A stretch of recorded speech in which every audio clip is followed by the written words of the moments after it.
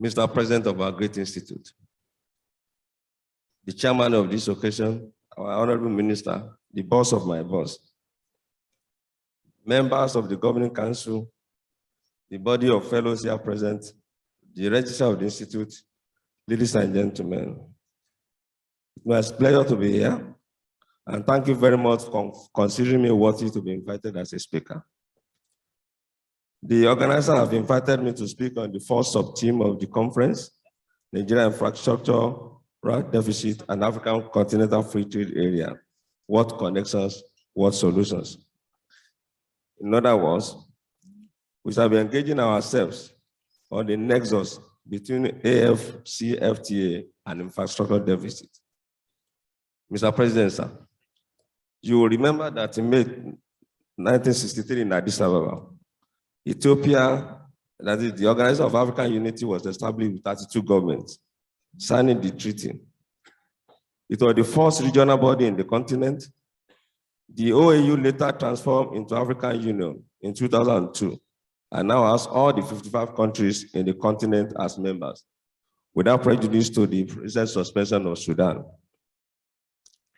In January 2012, at the 18th ordinary session of the Assembly of Heads of State and Government of the AU in Addis Ababa, Ethiopia, the summit agreed to establish the Continental Free Trade Area and endorse the action plan on boosting intra-African trade, which identifies 7 areas of cooperation, namely trade policy, trade facilitation, productive capacity, trade-related infrastructure, trade finance, trade information, and factor market integrations. These 7 items are expected to lay the foundation for the establishment of a continental customs union at a later stage. The rationale behind the trade agreement is to create a single market for goods and services. This trade agreement is aimed at helping African countries to boost economic and trade growth, transform their economies, and achieve SDG and AU Agenda 2063. I'm quoting UNCTAD 2019. The AU Agenda in 1963 is a shared framework for inclusive growth and sustainable development for Africa to be realized in 50 years' time. The basis for economic integration at the continental level is multifaceted and fairly well established. A free trade agreement like AFCTA promises a number of benefits for diverse players in the economy. For instance, from a consumer point of view, continental integration is likely to increase access to a wider variety of products, as well as fostering competition among continental producers. The idea of continental integration is not new. Suffice to say that there are a number of regional economic communities within Africa, 8 of which are recognized by the AU, and these are the Arab Maghreb Union, AMU, Common Market for Eastern and Southern Africa, COMESA, Community of Sahel-Saharan States, that's CENSAD, East African Community, EAC, Economic Community of Central African States, ECCS, Economic Community for West African States, ECOWAS, Intergovernmental Authority on Development, IGAD, and 8-country trade bloc in Africa, which includes government from the Horn of Africa, Nile Valley, and the African Great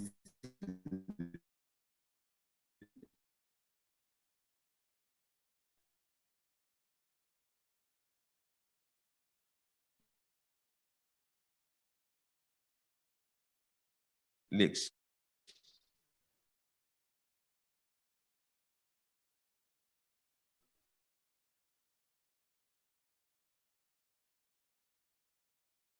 The 8th one is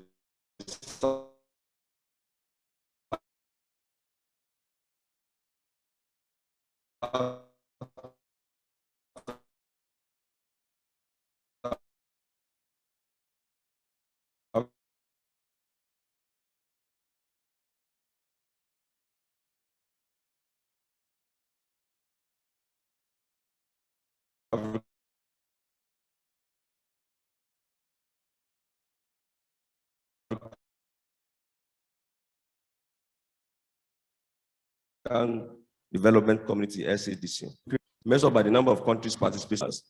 It also has the potential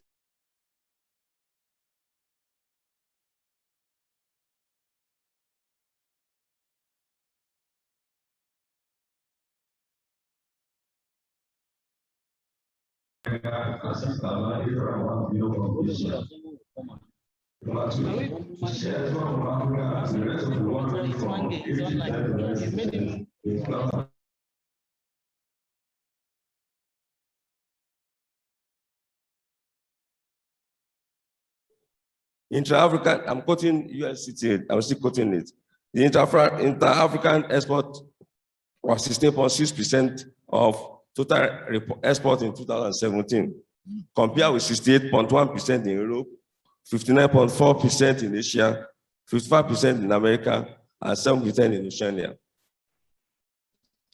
Intra-African trade, defined as the average of intra-African export and import, was around 2% during the period 2015 to 2017, while comparative figures for America, Asia, Europe, and Oceania were respectively 47%, 61%, 67%, and 7%.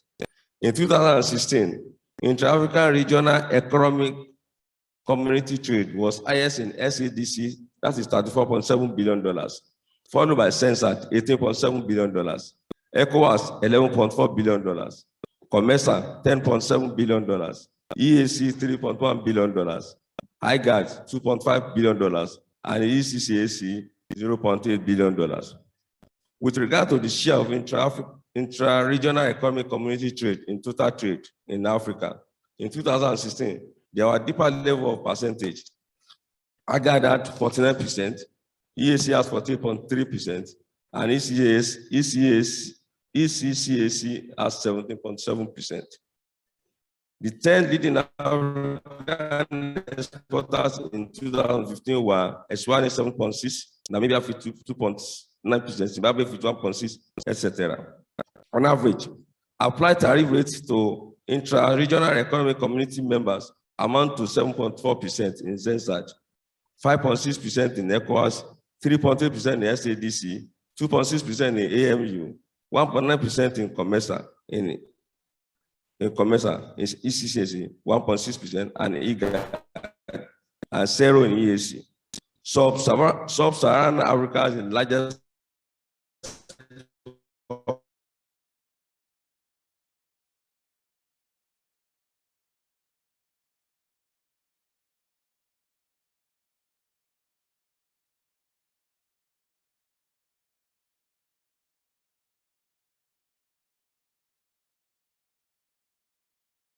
compared with other regions, Caribbean and border compliances and Southeast Asia. A quick look at the continent will improve infrastructure such as power, good transport, networks, affordable, efficient trade structures and policies.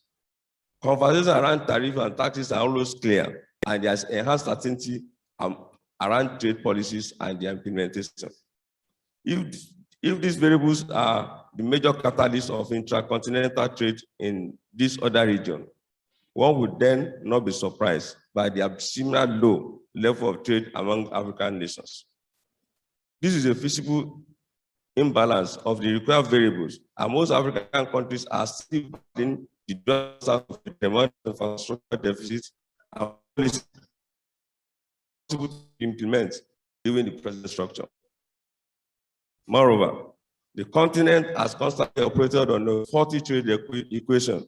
When nations consume what they have no capacity to produce and produce what it has no need to consume, not in the raw state of production. Hence, its only option of a mini exchange is to explore external markets. This explains the reason for a higher level of trade engagement between Africa and European nations than among nations in Africa. Trade barriers, outrageous tariffs, and rigorous procedures have not helped matters either. Mr. President, sir. Infrastructure is the general term for the basic fiscal system of the region. Examples include transportation system, communication network, and electric system. These systems tend to be high-cost investment and are vital to a country's economic development and prosperity. It is the foundation upon which structure of the economy is built, and very often, the production of either public goods or goods that lend themselves to production by natural monopolies. Infrastructure can put to several soft infrastructure. This type of infrastructure make up the economy. Examples include healthcare system, financial institutions, governmental system, law enforcement, and education system. The second one is infrastructure. This physical system that example road, bridges, as well as capital assets to make them operational, e.g. vehicles, transit buses, and co. The third one is critical infrastructure. This is essential to the function of a society and economy, such as telecommunication, public health, agriculture, etc. They are infrastructure. Due to the critical function they provide specific business environment without IT infrastructure, or if it fails, cannot be performed. Infrastructure gaps is used to indicate the infrastructure, whether at global, regional, or national level. It is a monetary value that can be expressed in absolute terms. Poor infrastructure is one of the major obstacles in India. Infrastructure deficit is the result of a steady decline increase in the cost of building additional. Seni and Alade in 2012, funding, poor governance, corruption, economic sabotage, poor maintenance culture, population explosion, neglect of urban and regional planning laws accounted as a factor responsible for inadequate infrastructure provision in Nigeria. Nigeria among economic efforts and stakeholders because it's one of the biggest impediments to smooth business operation, and it also limits capital flow into the country. The positive of investment in physical and social infrastructure years has continued to limit the growth potential of Africa's large amount of natural and human toward achieving a broad-based, sustainable, and inclusive growth. From port infrastructure to dilapidated transport network, epileptic power supply, huge housing deficits, Nigerian infrastructure gap cannot be overemphasized. The IMF estimates Nigerian infrastructure stock as 3.25% of GDP, far below the 70% international benchmark. This underscores the need for government to consider unconventional methods of financing to bridge this huge more than ever before. The future of Nigeria depends on the ability to build and modernize its infrastructure. Thank God. Both past and present governments are aware of this. In 2015, a 30-year plan was created by the National Integrated Infrastructure Master Plan by the National Planning Commission. The plan focused on core infrastructure development at an estimated cost of $3 trillion. NIMP resonates with recommendations made in the World Bank 2003 report, in which the institution underscored the fact that a sound infrastructure development policy setting is a key ingredient for sustainable long-term growth. Unfortunately, Nigeria, with geographical terrain, is littered with abandoned projects. In 2011, the federal government established a project committee which identified and recorded 11,866 projects that have been abandoned for myriad of reasons. Nigeria is the largest economy in sub-Saharan Africa, but limitations in the power sector constrain growth. We are endowed with large oil, gas, hydro, and solar resources, and we have potential to generate 12,522 megawatts of electric power from existing plants on Moses. However, is only able to dispatch about 4,000 megawatts, which is insufficient for a country of over 200 million people. As a result of that, only a few percentage of population has access to the electricity grid, which in any event is highly unreliable.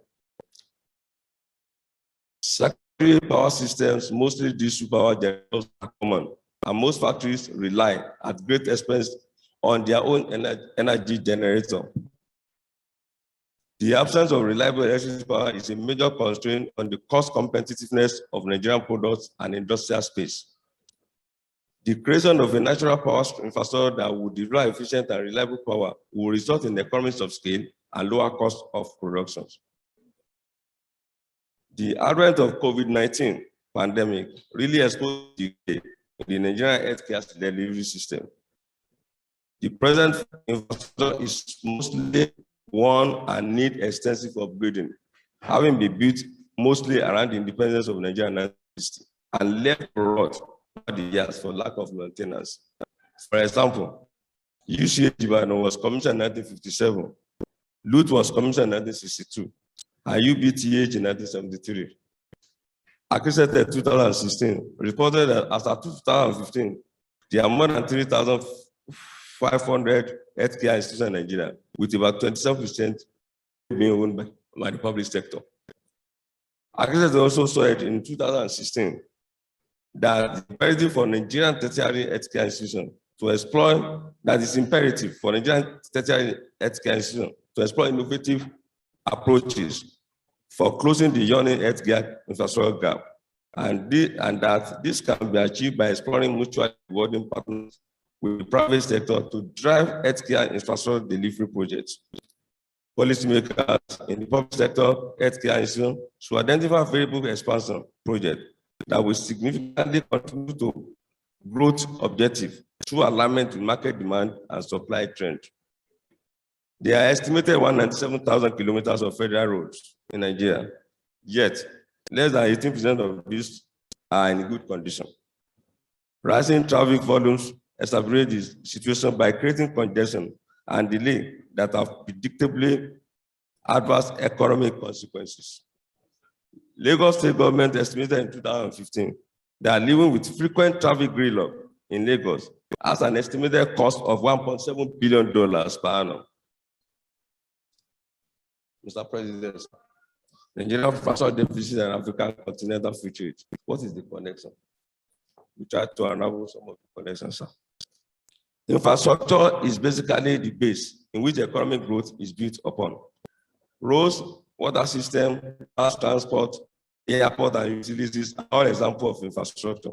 It also covers those supporting services that help the growth, directly productive activities like agriculture and industry. The structuralists consider that availability of infrastructure plays important role in market connectivity and trade promotion, while the lack of infrastructure disrupts market and retards trade.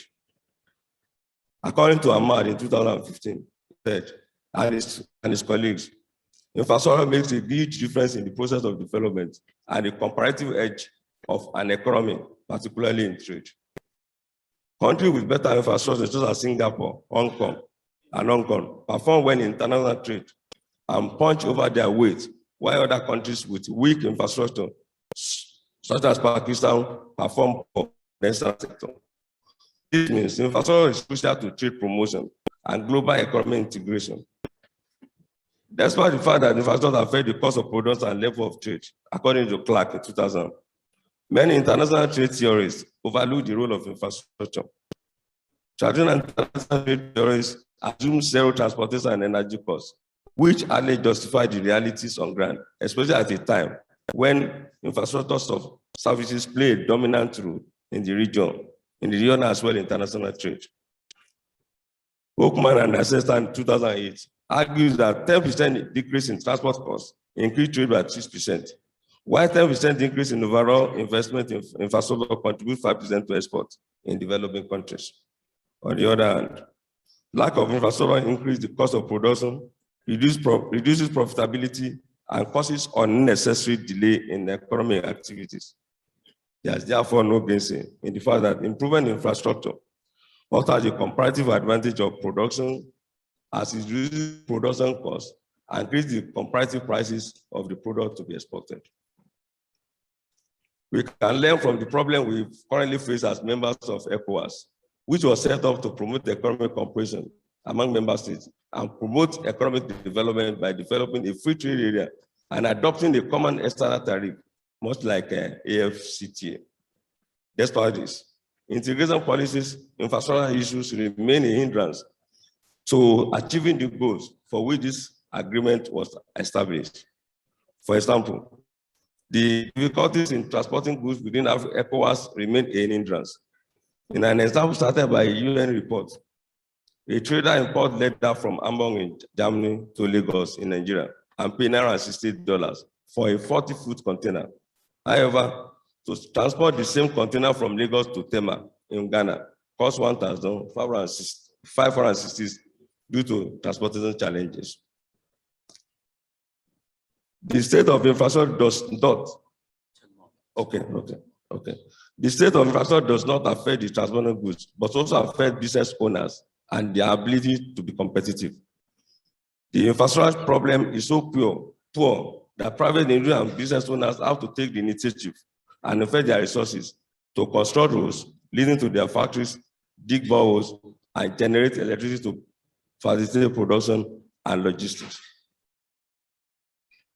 Infrastructure development plays a pivotal role in establishing economic growth, improving living standards, reducing poverty, and contributing to environmental sustainability.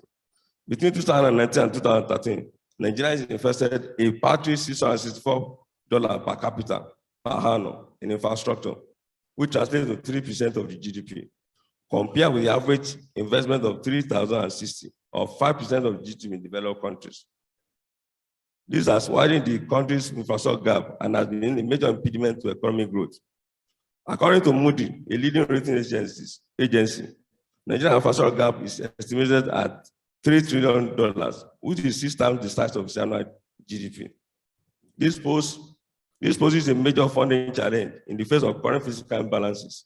Besides, the country is currently grappling with high-headed problems of inflation at 17.33%, unemployment at 33.3%, and rising debt profile. Lack of infrastructure increases the cost of production, reduces profit and cost. We have said that. Besides, it prevents serious investors from coming to Nigeria.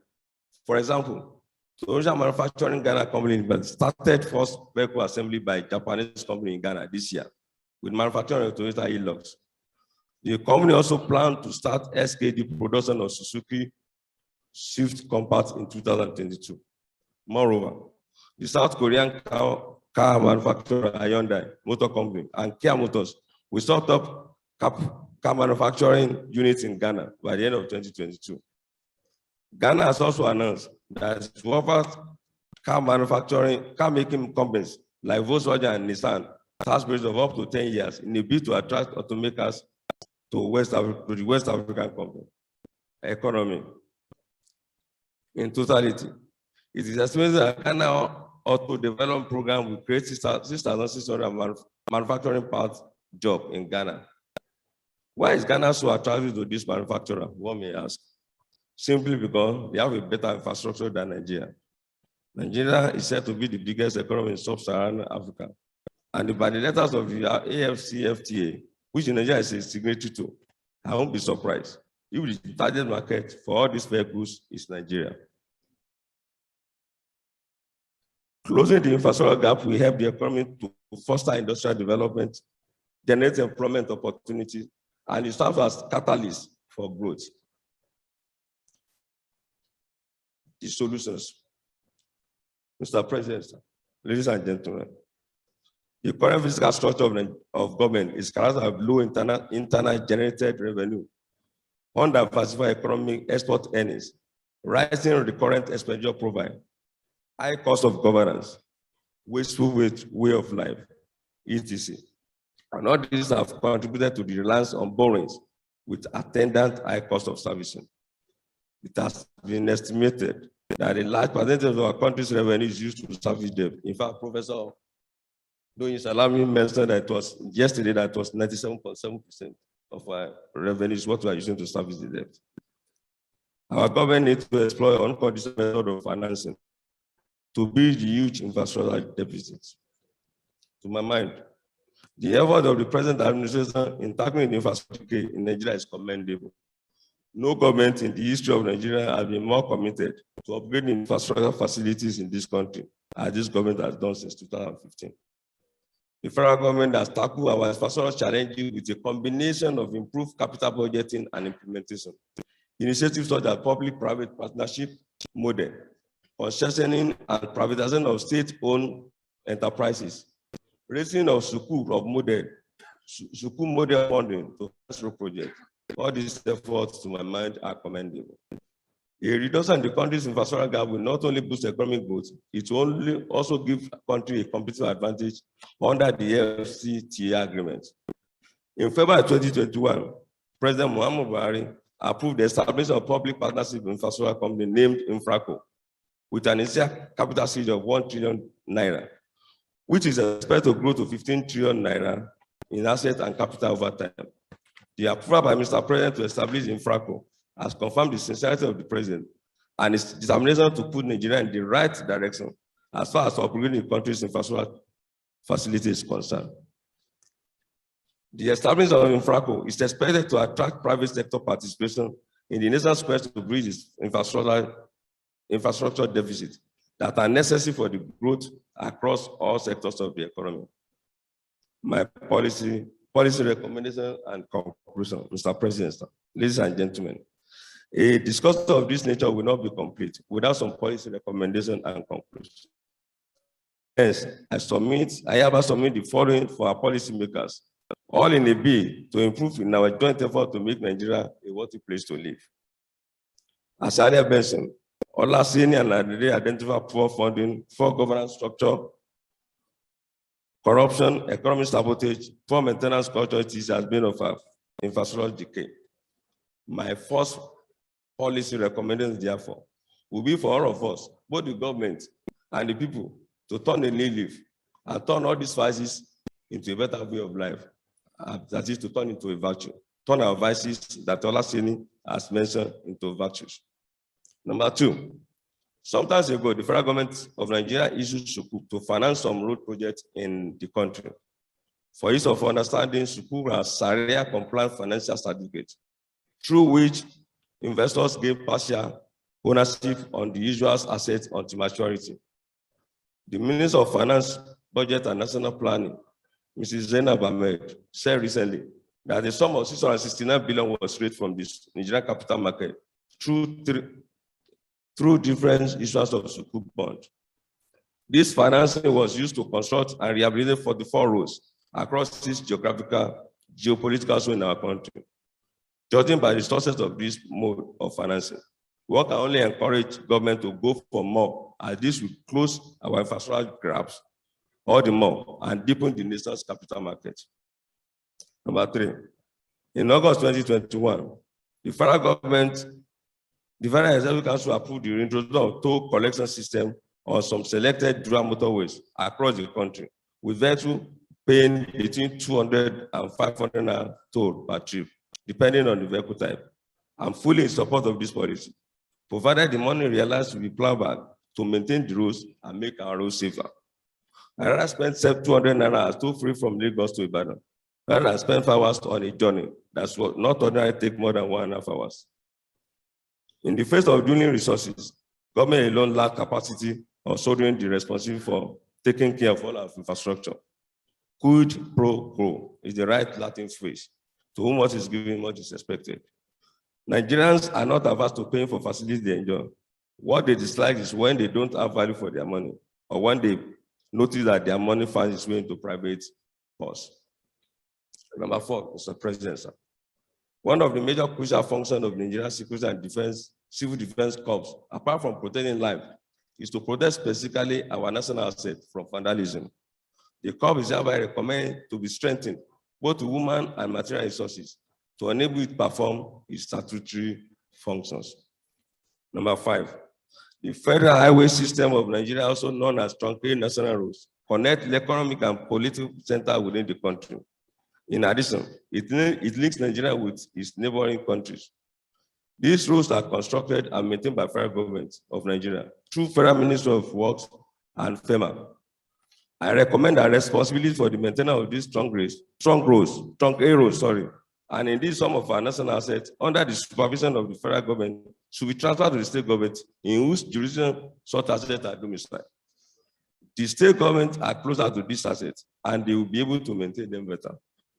This will, however, involve constitutional amendment and review of revenue allocation formula to enable the state government to perform this function effectively. Number 6, sir. The Infrastructure Concession Regulatory Commission is an agency of the federal government responsible for the development and implementation of PPP framework for the provision of infrastructure services. The commission was established in 2008 with the aim of addressing Nigerian physical infrastructure deficit with ample economic development. I strongly recommend that the commission be strengthened with human and material resources, together with review of its legal framework to enable it to perform maximally in the realization of the objective to which it is set up. This commission should also embark on public campaign, both nationally and internationally, so as to create awareness in the mind of both private and public investors. I don't know many people know that this ACIS exists. In conclusion, Mr. President, the African Continental Free Trade Area is a noble concept that will reduce and remove tariff and boost intra-African trade. It is designed to put Africa on the global trade map in the same way similar arrangements have done for nations in Southeast Asia. It is therefore important for us as a country to fix our infrastructure landscape and implement a more friendly custom reform that will improve logistics and ease of doing business in the country.